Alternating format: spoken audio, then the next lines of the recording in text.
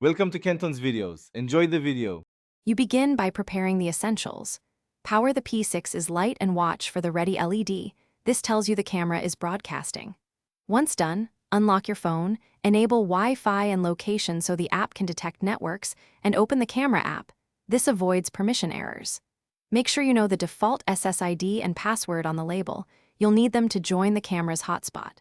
Doing these steps first prevents connection loops and speeds the setup process. You now join the camera's hotspot from your phone Wi-Fi list.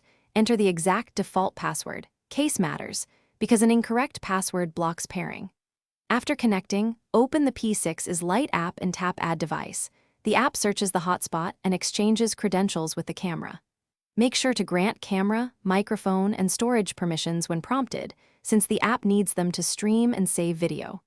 If the app shows a QR or code step, scan it smoothly so the devices verify identity and finalize the link. You finish by naming the P6slite in the app and entering your home Wi-Fi credentials so the camera moves off hotspot mode and onto your network. This provides stable remote access. Once configured, open Live View and record a short clip to confirm video, audio, and storage are working. If you hit problems, reboot the camera, perform a network reset on the device, or toggle your phone's Wi-Fi. This clears temporary conflicts. A factory reset is last resort. Thanks for watching. Consider subscribing if we helped you.